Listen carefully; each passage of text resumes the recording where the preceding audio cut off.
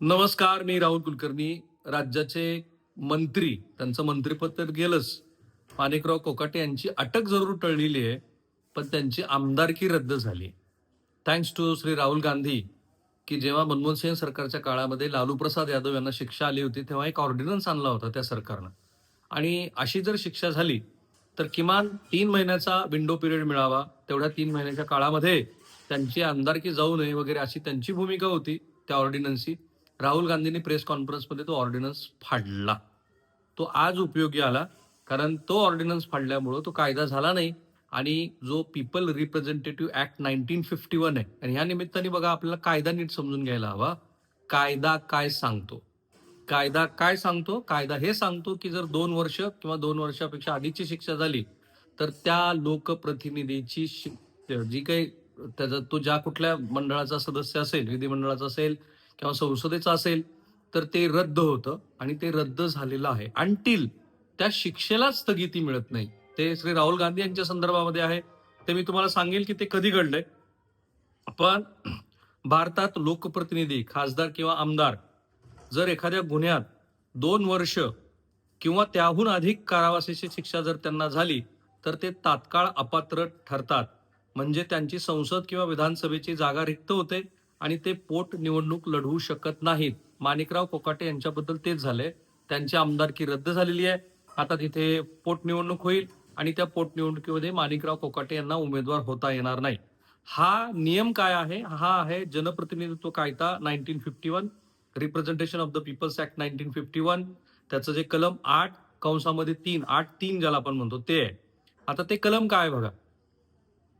जर एखादी व्यक्ती कलम 8(1) किंवा 8(2) मधील नमूद नसलेल्या कोणत्याही गुन्ह्यात दोषी ठरली किंवा 2 वर्षाची तिला शिक्षा झाली, तर ती दोषी ठरलेल्या दिनांकापासून अपात्र ठरते आणि त्यामुळं माणिकराव कोकाटे यांची आमदारकी रद्द झालेली आहे. आणि ही अपात्रता शिक्षा संपल्यानंतर आणखी 6 वर्ष कायम राहते. म्हणजे एकूण शिक्षा अधिक 6 वर्ष अशी माणिकरावांना 8 वर्ष निवडणूक लढवता येणार नाही. पूर्वी कलम 8(4) मध्ये अशी तरतूद होती की सध्या असलेले खासदार आमदारांना दोषी ठरवल्यानंतर 3 महिने अपील करण्याची मुदत मिळेल आणि अपील प्रलंबित असताना अपात्रता लागू होणार नाही. पण 2023 मधील लिली थॉमस विरुद्ध भारत संघ, युनियन ऑफ इंडिया या सर्वोच्च न्यायालयाच्या निकालात हे कलम रद्द झालं आणि तो ऑर्डिनन्स आणून तो कायदा दुरुस्त करण्याचा प्रयत्न होता लालू प्रसाद यादव यांच्या केस संदर्भाला दृष्टिकोनात ठेवून. पण तो श्री राहुल गांधी यांनी तो ऑर्डिनन्स फाडला आणि आज थँक्स टू राहुल गांधी आता हे प्रकरण माणिकराव कोकाटे यांच्यासाठी जड झालं. आता सर्वोच्च न्यायालयाच्या निकालात हे जे कलम 8(4) असंवैधानिक ठरून रद्द करण्यात आले, त्यामुळे आता माणिकराव कोकाटे दोषी ठरल्याच्या क्षणापासून अपात्र झालेले आहेत. अपील केलं तरी म्हणजे जोपर्यंत ते अपिलात दोषी ठरवणे किंवा शिक्षा पूर्णपणे स्थगित होत नाही, तोपर्यंत ते कायम अपात्र राहतात. इथे त्यांच्या शिक्षेला स्थगिती मिळालेली नाही. त्यांना जामीन मिळालाय. जामीन हा पुढची काय प्रक्रिया होईल, हायकोर्टात वगैरे जाईल तोपर्यंत. पण आता ह्या क्षणाला त्यांच्या शिक्षेला स्थगिती मिळालेली नाही. त्यामुळं माणिकराव कोकाटे यांची आमदारकी गेलेली आहे. जनप्रतिनिधित्व कायदा 1951, रिप्रेझेंटेशन ऑफ पीपल ऍक्ट 1951 चं कलम 8 मुख्यत्वे गुन्ह्यात दोषी ठरलेल्या व्यक्तींची लोकप्रतिनिधी म्हणून अपात्रता, disqualification on the conviction of the certain offences सांगते. हे कलम 4 उपकलमामध्ये विभागलेलं आहे. पूर्वीचं उपकलम आता 4 जे आहे ते रद्द झालेलं आहे. पण तरी मी ते तुम्हाला सांगतो. कलम 8चं उपकलम नेमकं काय सांगतं? उपकलम 8(1) विशिष्ट गंभीर गुन्ह्यामध्ये दोषी ठरलेल्या व्यक्तीची अपात्रता. यात भारतीय दंड संहितेच्या कलम 153(1) ज्याच्यात धार्मीय, जातीय वैमनस्य निर्माण करणं आणि भडकावणं. 171(e) ती आहे लाचखोरी. 171(f) निवडणुकीत अनुचित प्रभाव टाकणं. 376 बलात्काराशी संबंधित. 490(a) स्त्रियेच्या क्रूरतेसंदर्भात. 505(2)(3) वैमनस्य भडकवणं इत्यादी गुन्हा. तसेच protection of civil rights act, unlawful activities prevention act, prevention of corruption act, prevention of insult of the national honour act इत्यादी गुन्ह्यात हे गुन्हे येतात. अपात्रता फक्त दंड झाली तरी दोषी ठरल्यापासून 6 वर्ष, कारावास झाला तर दोषी ठरल्यापासून ते शिक्षा पूर्ण होईपर्यंत आणखी 6 वर्ष.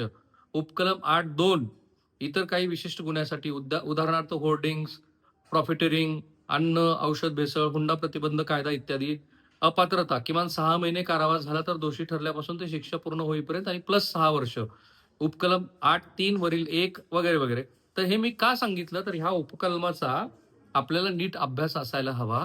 काही लोकांना असं वाटू शकतं, की माणिकराव कोकाटे यांची अटक टळली आणि आमदारकी वाचली. नो, त्यांची आमदारकी रद्द झालेली आहे. आता मी उदाहरण देतो श्री राहुल गांधी यांचं, कारण ते प्रकरण कव्हर करण्यासाठी मी गुजरातमध्ये गेलो होतो.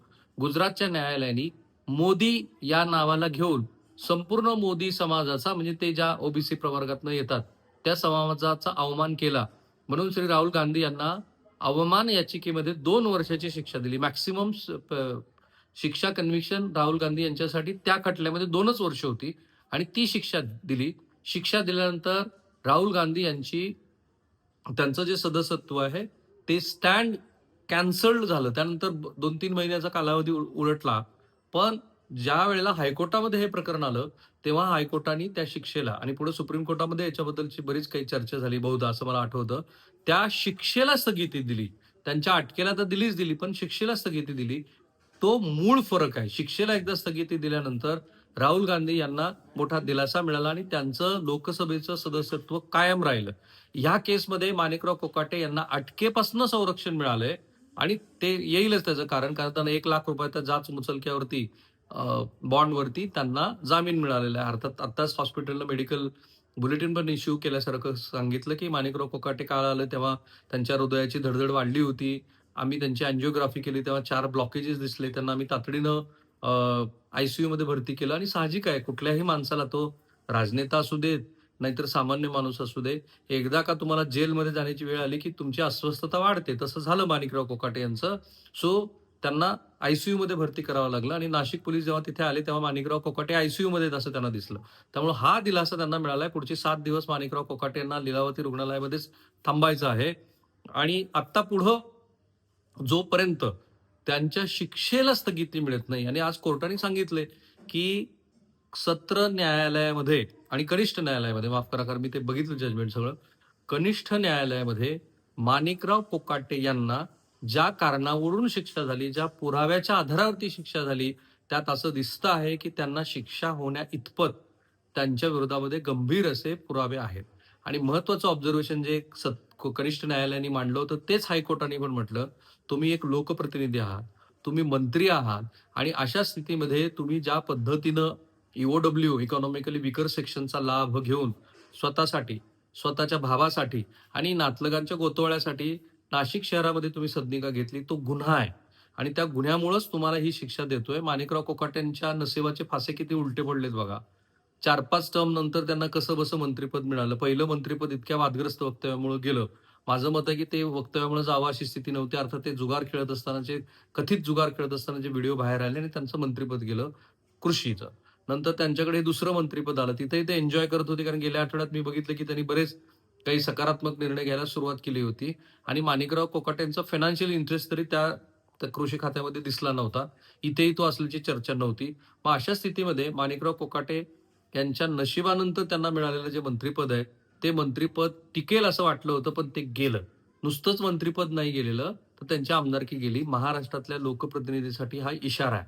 आणि जे लोक असा विचार करतात की काय होत नाही, कायद्याचं राज्य म्हणजे काय, ठीक आहे, दिरंगाई झाली आहे, 32 वर्ष खूप काळ आहे, पण लोकांना या गोष्टीचा आज विश्वास आला असेल की कुणी कितीही मोठा असला आणि कायद्याच्या चौकटीमध्ये त्याच्या विरोधातली सगळी गणिती जुळली, तर तो वाचत नाही. हेच आजचं सार. त्यामुळं लवकरच महाराष्ट्रात विधानसभेची आणखीन एक पोटनिवडणूक होऊ शकते. डिस्क्लेमर, सुप्रीम कोर्टाने जर या प्रकरणामध्ये माणिकरावांच्या शिक्षेला स्थगिती दिली नाही तर, आणि म्हणूनच मी हा सगळा कायदा तुम्हाला समजावून सांगितला. थांबूया.